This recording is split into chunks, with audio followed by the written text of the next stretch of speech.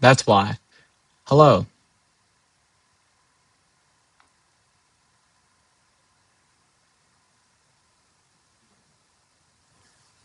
That's why. Hello. Okay, the mic is loud. Sorry guys. But I'm live. That's why. Hello. Okay, the mic is loud. Sorry guys. But I'm live. All right. So, how are we doing? I hope we're doing good. I'm gonna get the link sent out.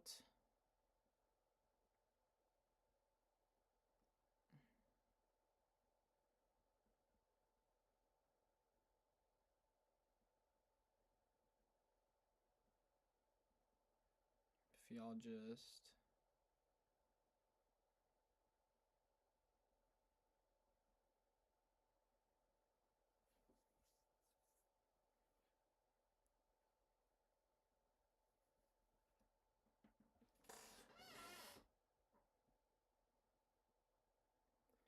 I'm gonna get the link sent out on Instagram. While we just sit in MuseScore for a minute.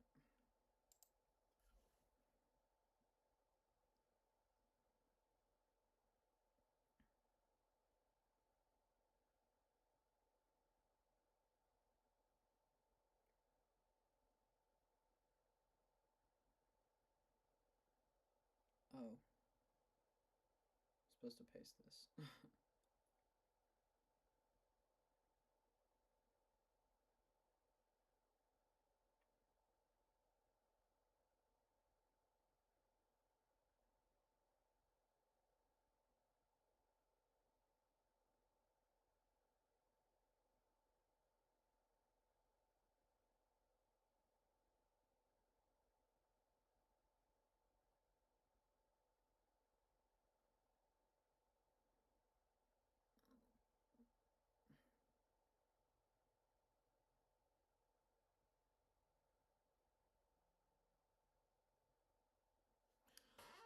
All right, so let's get this party started.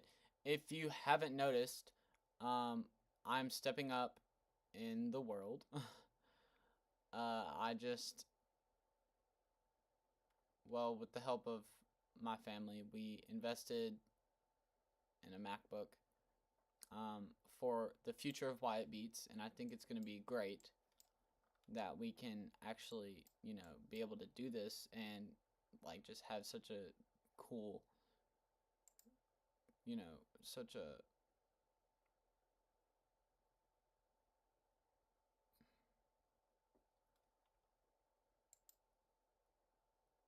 if I can, I don't know, but like it's crazy how like well we're not growing whatsoever, but we're getting to that point where like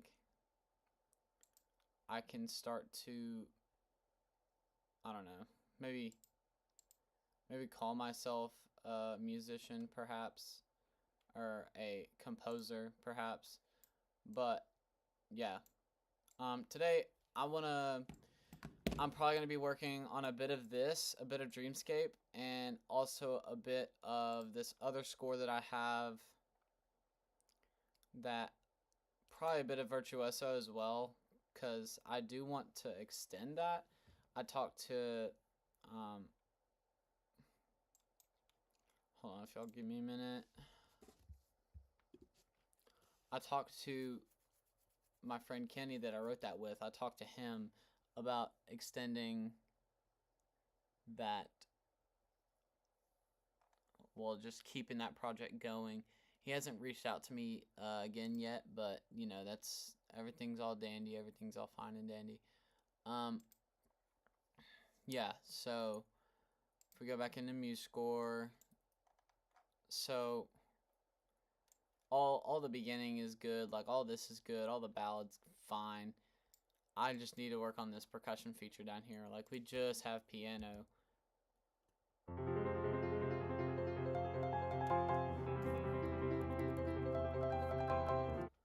I I just realized that my AirPods are not connected. Uno momento.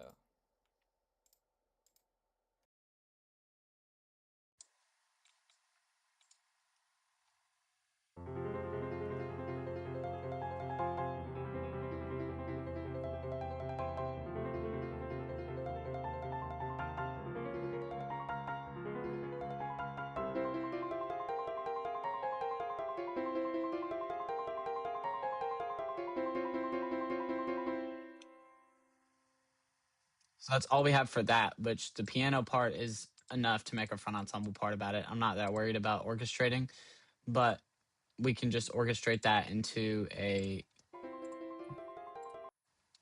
We just heard that. I'm just trying to get chat pulled up so I can look at it. But I'm, again, not that worried about orchestrating that. I have plenty of stuff to work on. If I really wanted to, I could work on this. I do want to show you something, though. That I thought was funny. If I can find it. It's probably on my... Yeah, it probably is. Hold on. If we pull... Not that. Also, trying to look for this, this USB stick.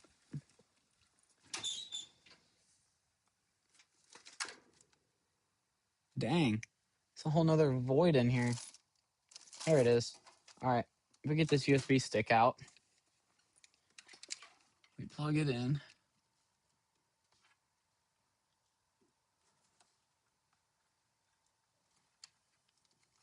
Well, I get scared. Okay.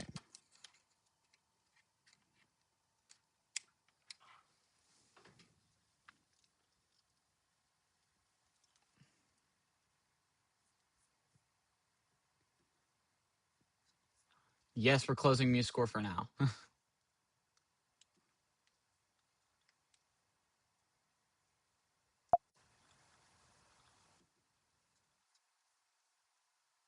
Well, hold on.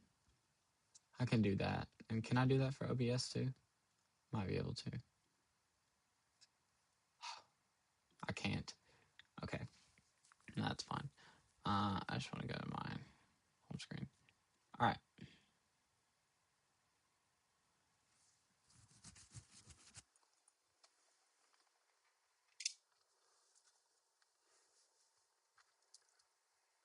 Here it is. Oh.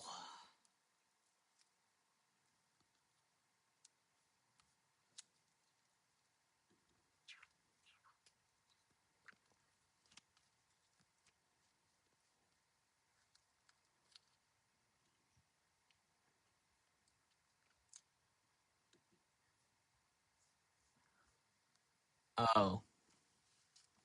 Oh, how fun.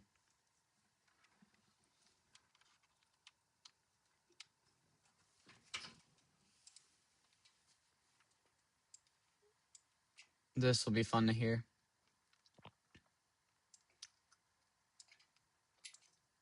But the only thing I must do is change this. I'm just going to let the dynamics stay the way they are and turn all the reverb off. This, we're just going to take a blast to the past real quick. And I watched a video of me playing this earlier, and I was flabbergasted about how I was just wailing. Like, I wasn't playing with any musicality whatsoever. I was just wailing. So...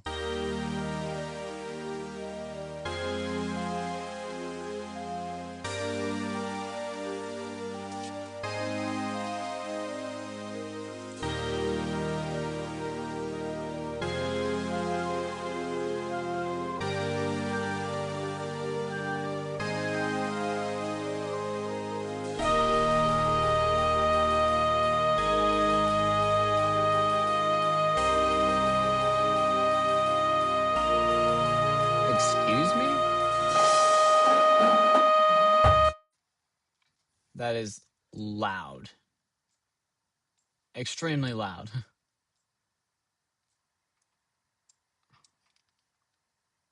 Of course, that was a mellophone.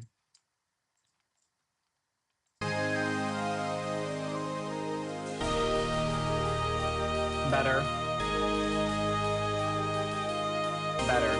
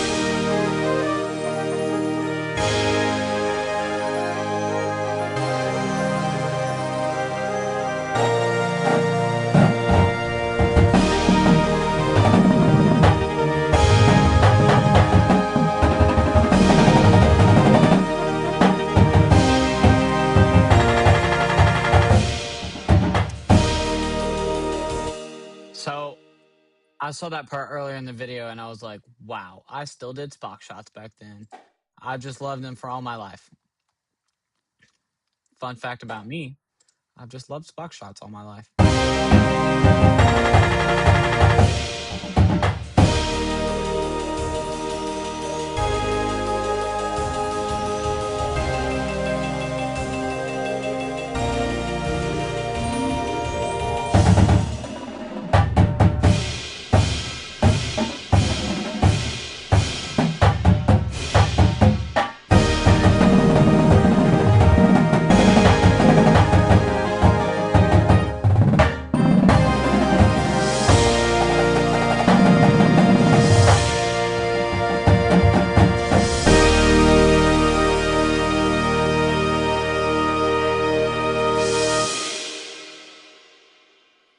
Which this is okay. Like that is an okay, movement per se.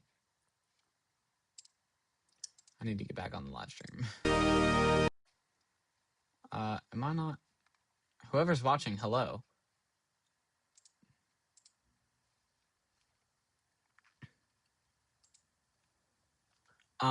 But that was overall an okay like showing of my skills. But let's go back because there was another one in here. That had no drumline parts. I remember that. And then the third one. Is this the third one? Yeah, this had drumline parts. I remember this being a little bit more musical, but not the most musical like I do now. Like all I think about are dynamics and musicality and all this. Like I literally can't go like a show without putting a piano dynamic or a mezzo piano dynamic, which I used dynamics a lot back in this because this was MuseScore 3. This is when I wrote this in MuseScore 3, so that's why it sounds like garbage. So, there's that. There's why it sounds like garbage, but we're just taking a blast from the past and we're living it one step at a time. Did not mean to do that. I don't remember this.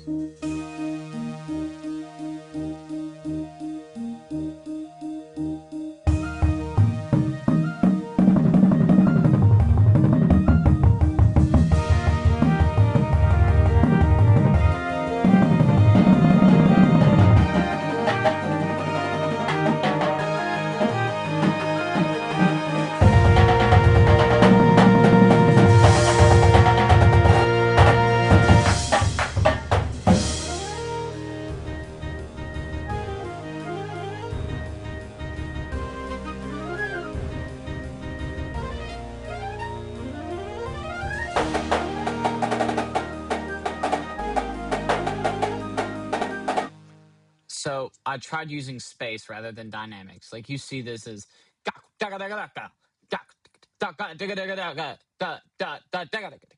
like this is all just wailing at you. Like there's no dynamic changes.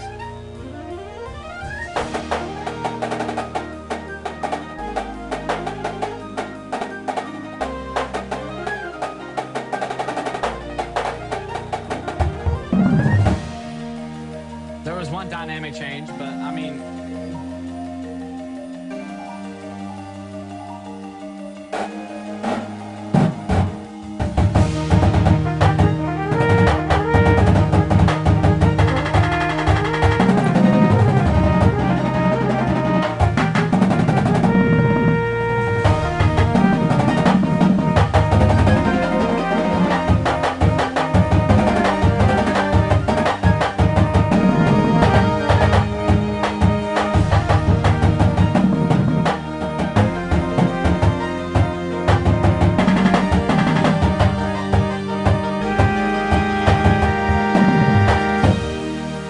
that was cool.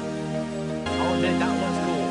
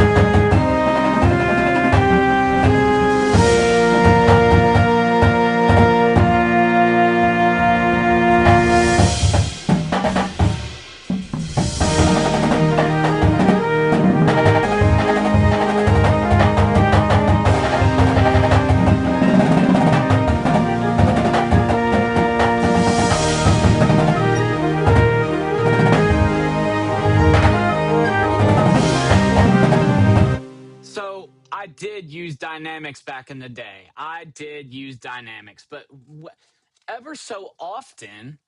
Oh, Christmas present, by the way. Um, like, wow, I was amazed by this whole show. I'm just being wailed at. Like those drum two shots, they were nice. The choppy parts, they're nice, but I'm just being wailed at this entire show. And then you get to this.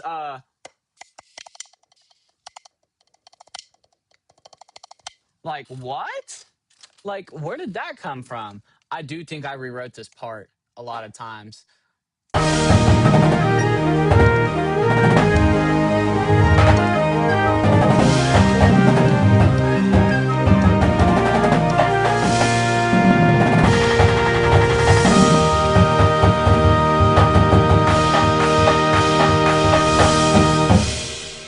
This is back when, yeah, this was back when I fell in love with the Santa Clara Vanguard Cadets 2019 show, and they had that one split in there. That one.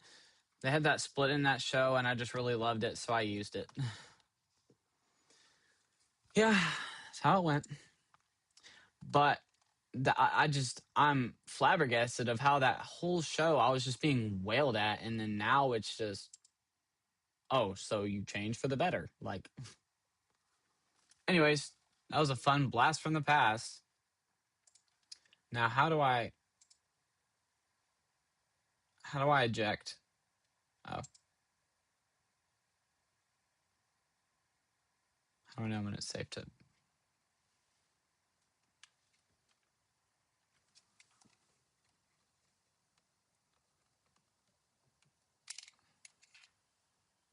Okay, my computer didn't yell at me this time. Last time I took that out, it yelled at me because I didn't eject it. All right, so now let's listen to Dreamscape and just get a break for our ears for a minute. Now Dreamscape is it's something that Kenny wrote. Kenny wrote the front ensemble and all that to it, but I decided I wanted to do a battery rewrite for the opener. So that's what I'm doing. And I'm editing aux parts too and drum set parts to fit in with what I'm writing.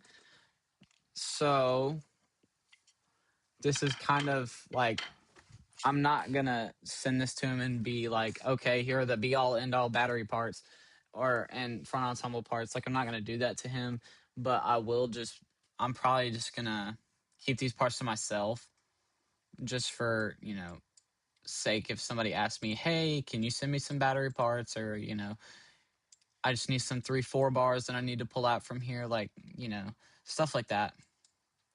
Anyways, here is Dreamscape from the top.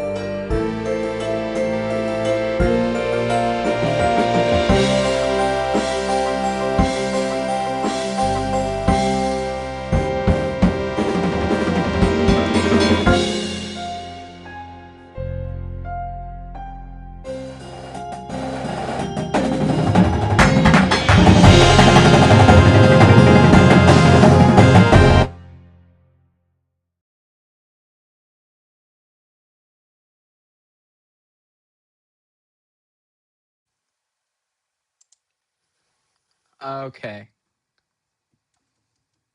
I'm sorry, guys. I'm sorry I had to pause that, but my freaking. Basically, what happened was my audio was just too loud for my MacBook to handle or my AirPods to handle, so it just like completely killed itself. Oops. Here we go. This should. All right, let's start from here.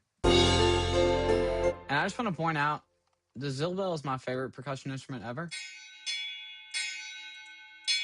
Like, I'm in love with what I did right there. Ding, ding, ding, ding, dong. Anyways, starting from that spot.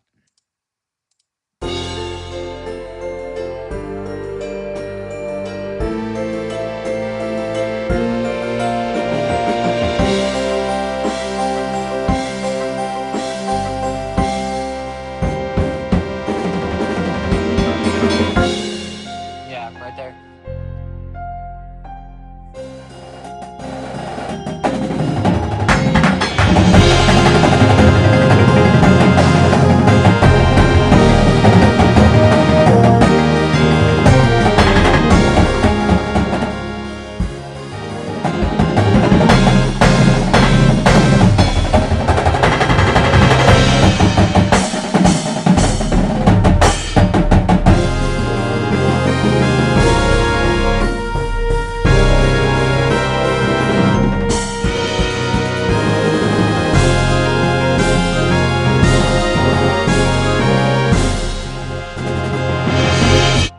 So that's all I need to write. That's all the space I need to fill in.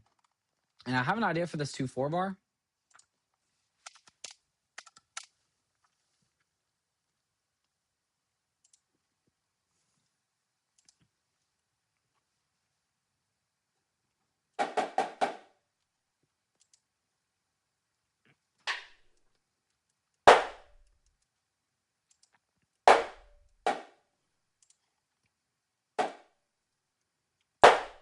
It's not what you think it is.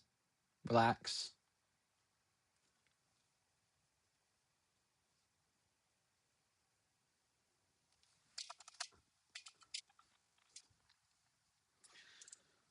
Um,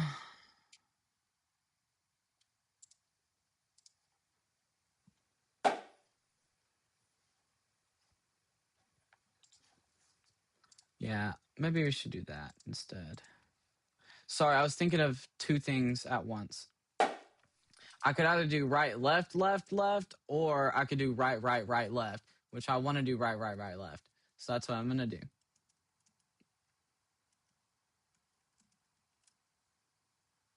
You could also throw a flam on there if we really wanted to, which I'm going to do.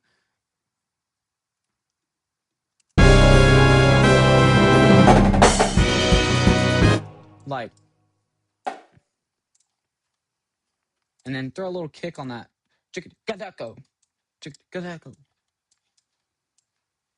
But what we would have to do before that is 2 eighth notes.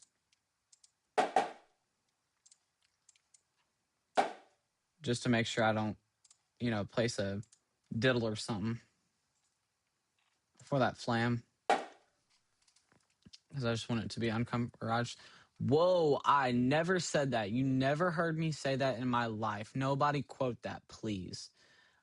I just want that to be comfortable going into that flam. I said I was going to say I want that to feel uncomfortable going into the flam. No, I don't. I want it to feel comfortable.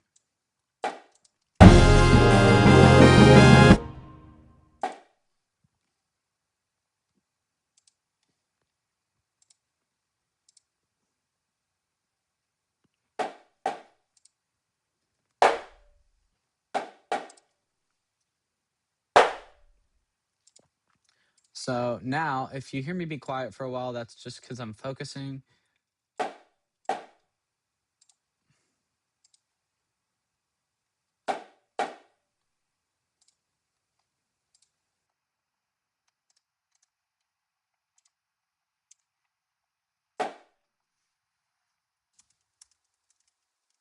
This is the most boring part of writing for you, but it's the best part of writing for me because it is the writing part.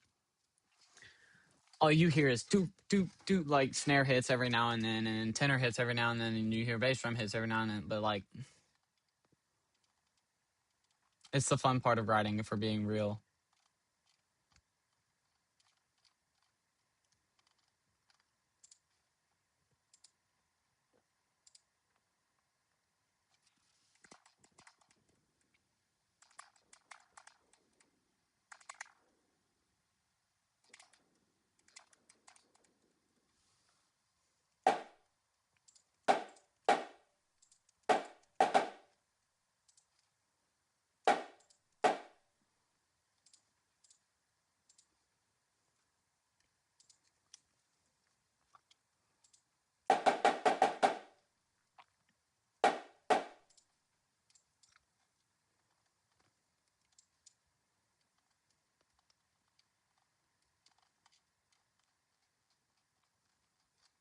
And also,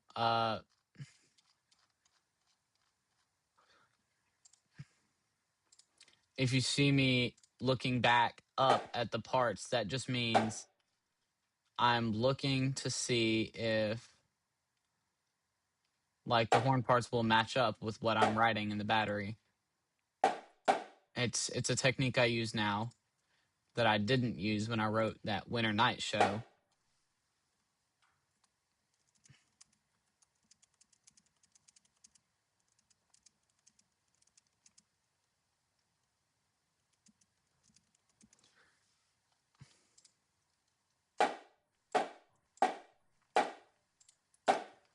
So I do care. Oh my gosh. Sorry. Hold on.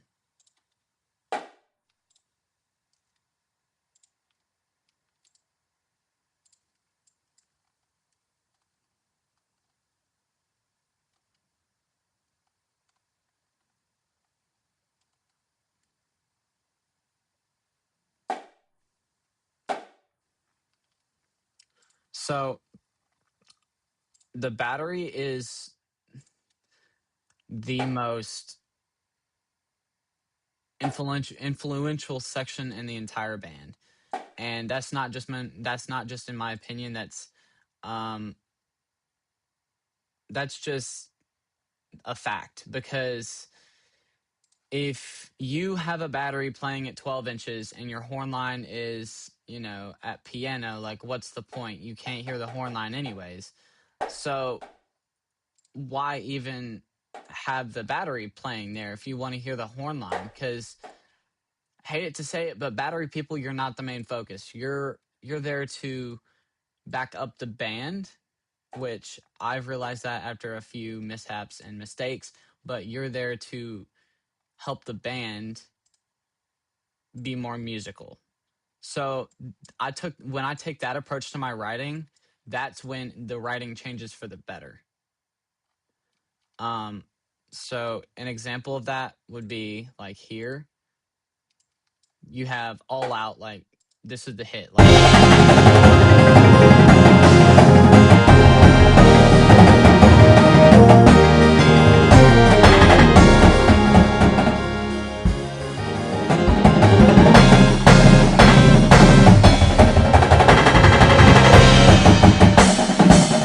and yes, battery can have cool parts. Like, the battery has the most coolest part in the entire band, if that makes sense. They have a really cool job. It is helping the band stay in time. It is helping the band be more dynamic. Like, it's everything. The battery's job is one of the hardest jobs on the field, but it's also the most funnest job on the field. In my opinion, it is. It's the most funnest job on the field. Also, y'all might see that after this live stream, I post a snippet of it on the Wyatt Beats page, because I want it to kind of be like a podcast where people can come learn about writing marching percussion as well. But this is not a podcast. It's like a hangout. A hangout. It's a hangout stream. I'm just writing.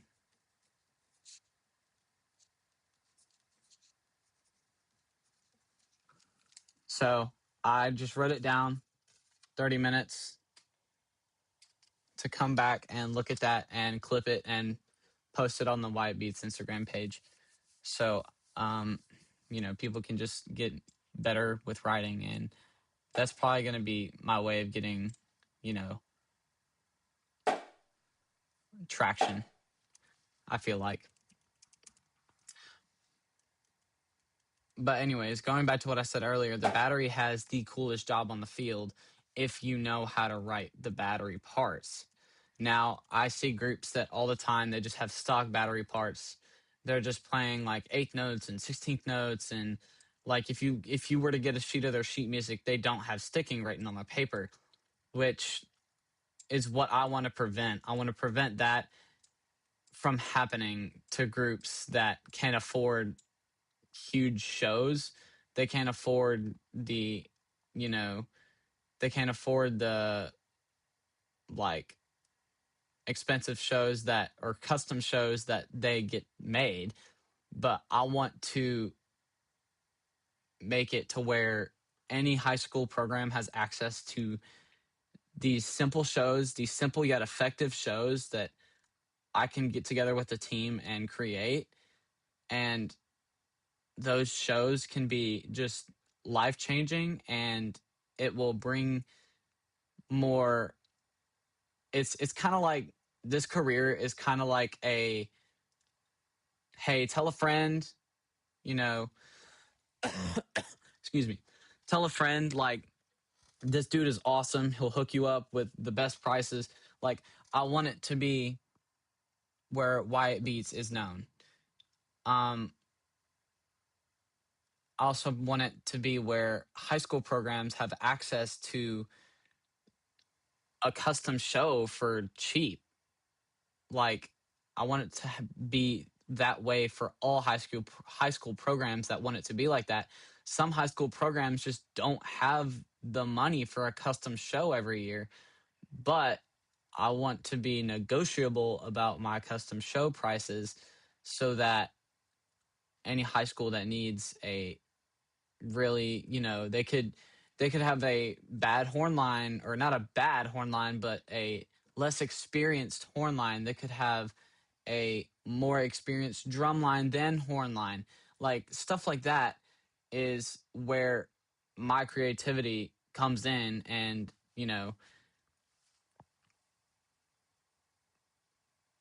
where my creativity and my friends' creativity comes into play, and we actually write, and we do what we want to do, knowing that we're getting something out of it. And especially if you're a composer, the feeling of this, seeing your piece played live, that's probably one of the best feelings you'll ever get. And that's a feeling that I have yet to experience yet.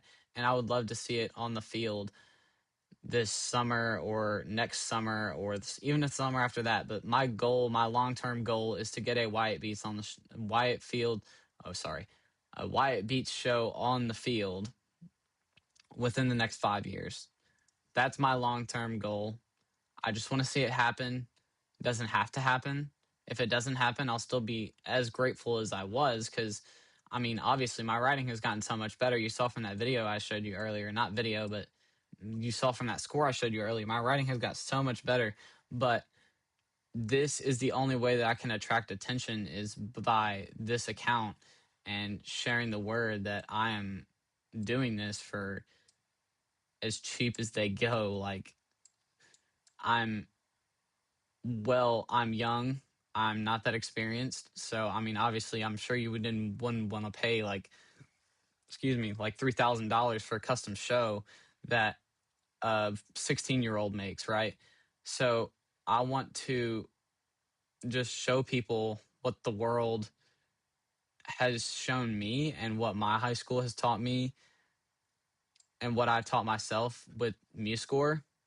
And honestly, this is my best friend.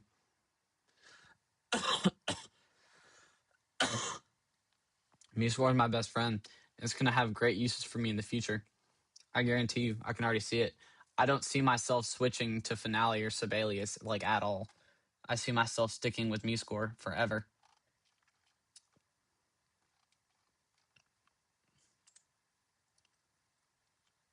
Oh, my fault. I really didn't see that.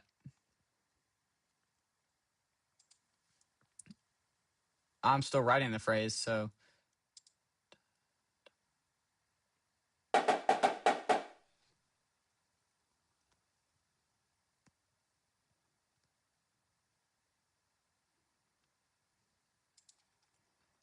We're gonna make it a little choppy here. So bear with me.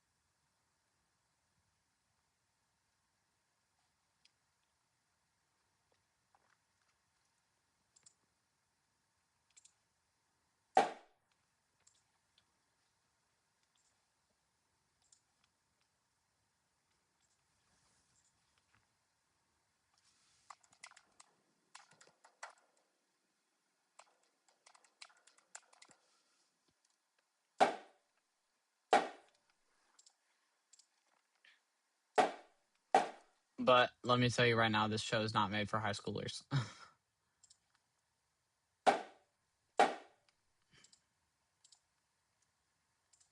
Now, I can rewrite it for high schoolers.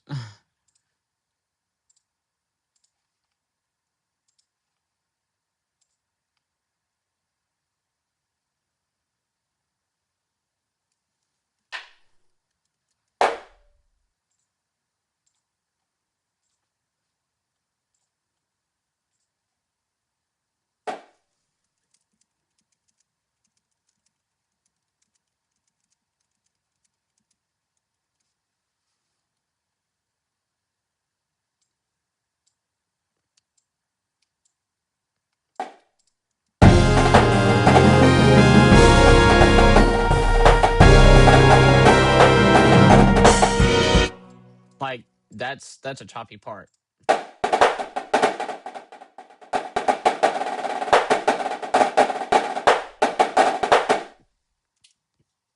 And even that's choppy too.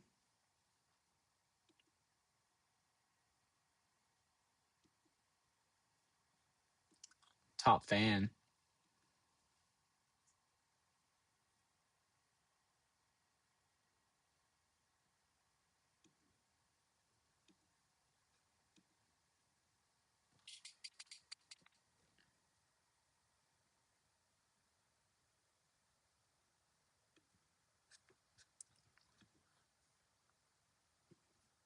Looks like somebody's my top fan. Evan. That's funny.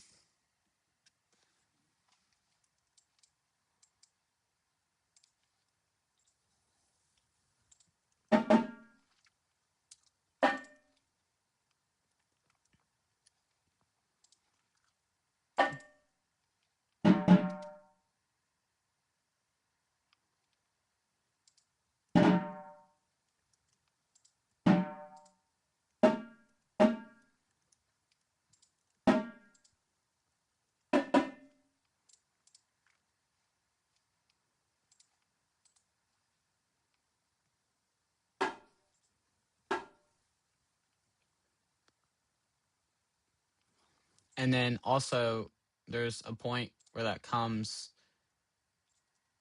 like, are the snare drummers the most experienced? Are the tenor drummers the most experienced? Do the tenor drummers have more skills than the snare drummers? That type of stuff. I always have made my tenor drum parts harder, but that doesn't mean I can't change how I write. Usually I find spots that I can leave space in.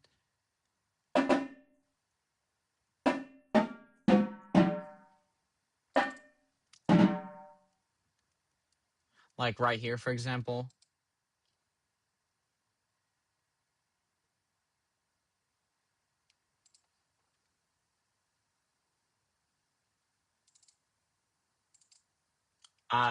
And for example, also I figure some parts need to be rewritten. Like this needs to be rewritten. I don't like this anymore.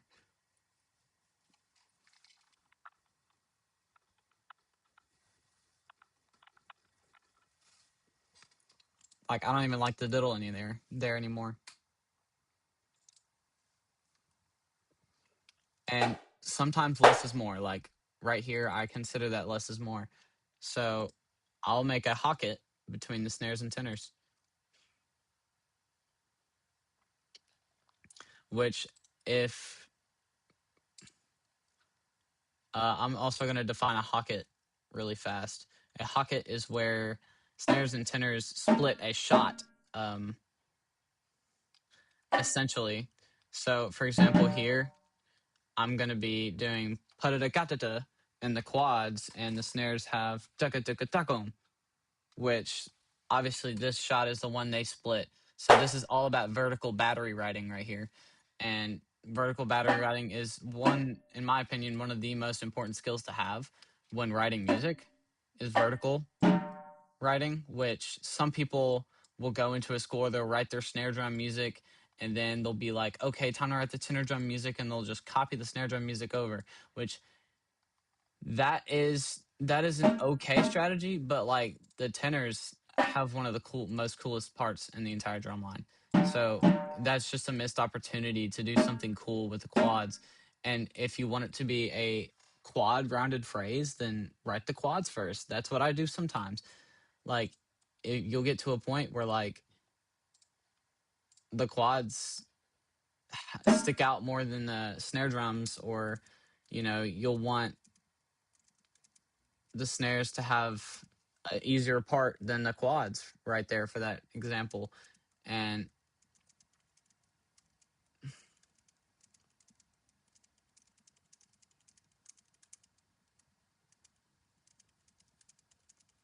so, for example, there's my hocket.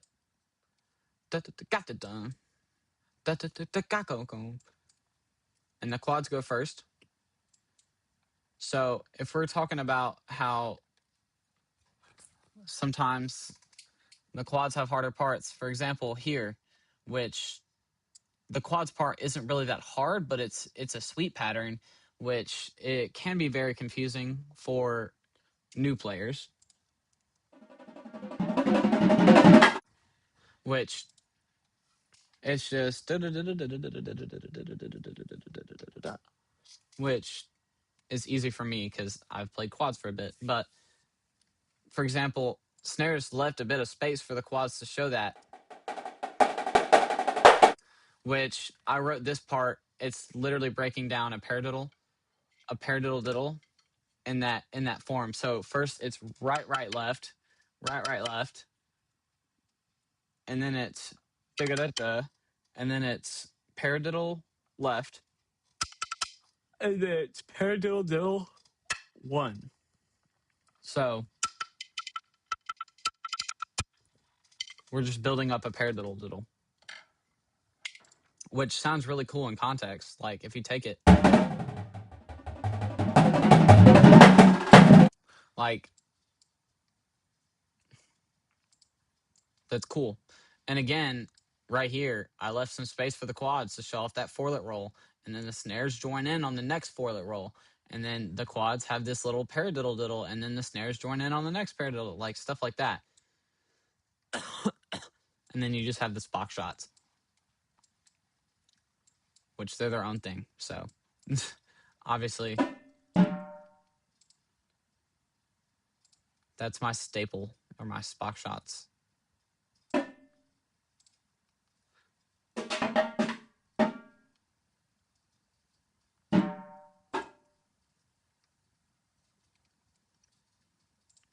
These AirPods never stay in my ear.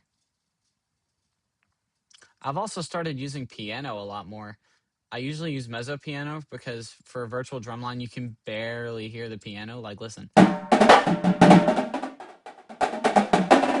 Like, you can barely hear that piano. But I've actually started using it a bit more because I realized, like, that adds so much dynamic contrast. Like, piano is, like, barely a tap. Like, piano is a tap. Like, when I heard that, I was like, I can't hear that at all. Like, I need to be able to hear the quads, or, you know. But, like, if you really just want to have the quads in the background doing a little, like, that's great. It's a good feeling thing, honestly, in my opinion.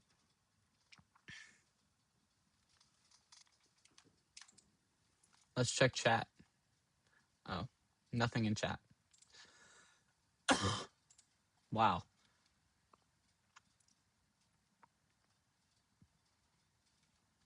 And, like, for example, coming out of this puttada, going into a flam drag would be awkward.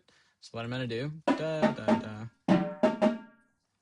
I'm going to start it with just a tap drag and then add the flam in the next one. So adding a flam here. I'll try to do a better job at explaining what I'm doing while I'm writing it. And then also, as soon as we get the bass drum part written, we will listen to that Hocket. Also, I always like to postpone my listening until I've written all the parts.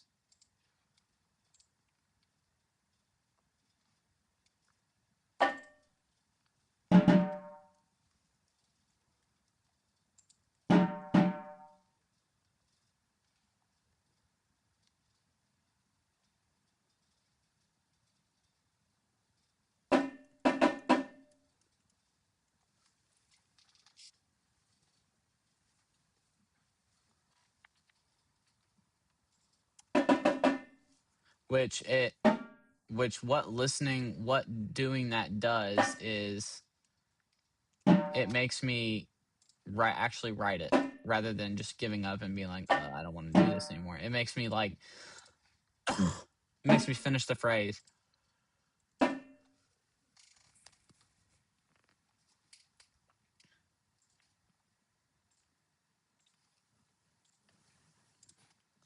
Which, in my opinion, bass drums are the easiest to write.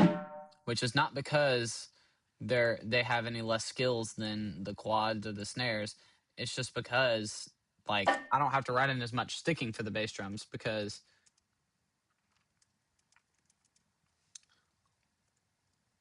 and like I don't have sticking bugs like that, like, because what in the world? But I would still never switch from MuseScore because I'm so used to it.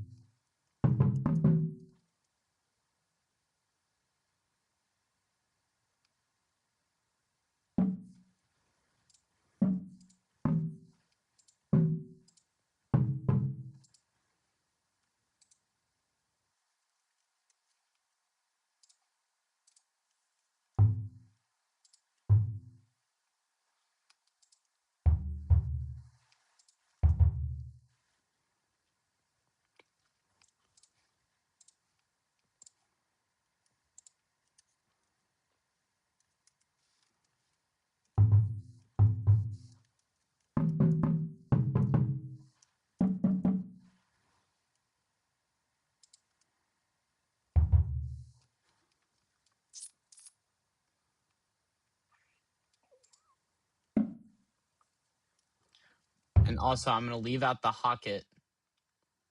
I'm gonna leave out the Hocket beat.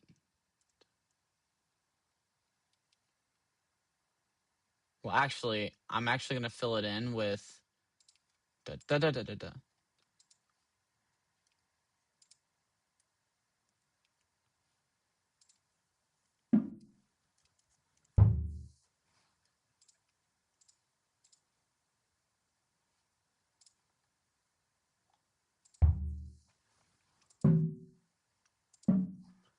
I found that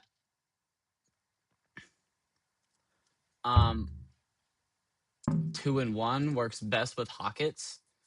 Like, if you're starting with the snares, start with 1. If you're starting with the tenor, start with 2. And that's just, I don't know where I learned that from, but I just figured it out. Like, again, that's one of the rules I go by. Like, I'm like, Spock shots are great. Like, that's one of my rules. If you know me, then you know Spock shots are great. Dynamics are also great. One of the best things I've ever invented, or they've ever invented.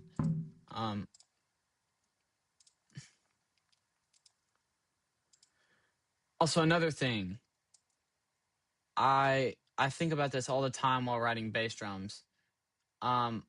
Two things about bass drums. One, the bass drums do not have to have the same shaping as the snares and tenors, which you might think that they have to have the same shaping or else they're going to overpower in piano moments. But like, for example, yes, I'm taking them all the way down to piano for this, but like there's areas like here where I don't care if they're all up. Like that will sound cool. But another thing about bass drums, here's my second thing. Unisons overpower. Like, do not use unisons unless you necessarily have to use them, because what they will do is, I figured this out. If you put a unison over top of a shot, the shot will drown in the unison muzzle, is what I say. The shot will drown in the unison, which basically means all that dampening that bass drums have, like that wide sound, the boom, that wide sound that bass drums have, the shot just shoots right on through that sound and it just goes into the deep end, if that makes sense.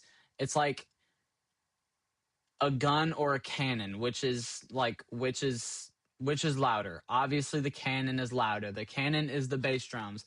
The shot, the gun gets drowned in the cannon. So just think about that when you're writing for battery percussion.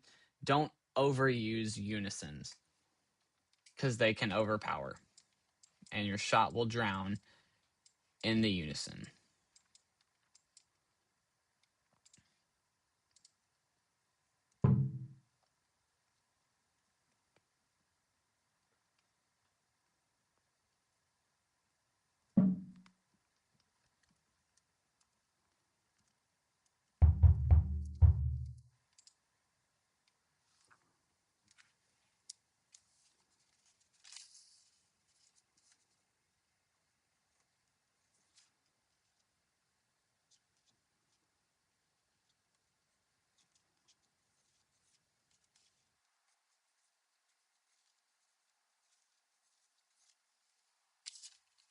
I just wrote that down to put in my thing too. 54 minutes.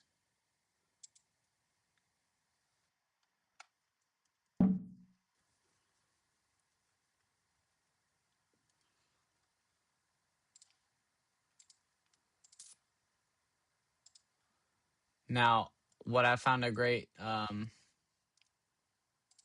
opportunity to do here is to write a bass drum run.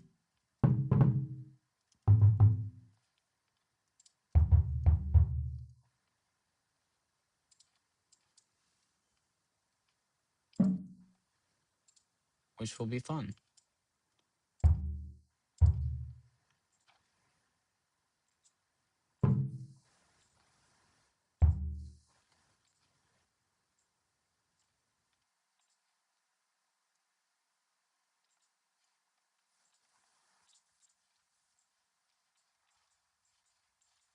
So let's go and hear this whole phrase. Actually, let's start all the way back. All the way back. And we'll get to hear the Hocket too.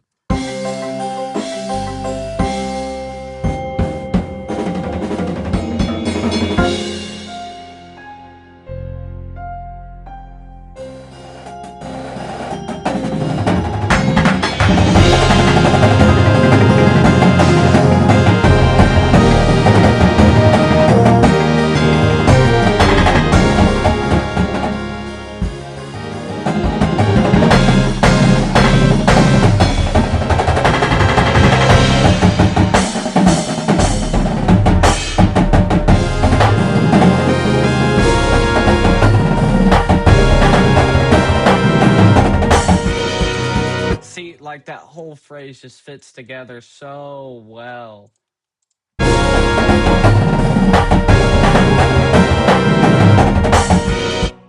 Like that Hocket just fits in with itself so nicely.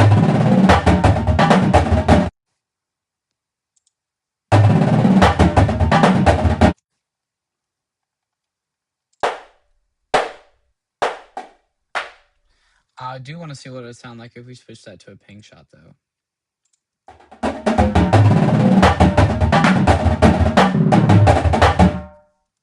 I don't know. I think just a regular shot's fine.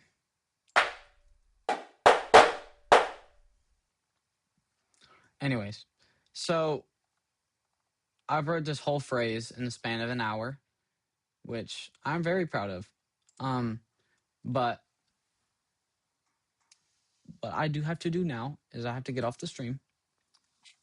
So I hope everybody has a great night, and I hope you learned something tonight.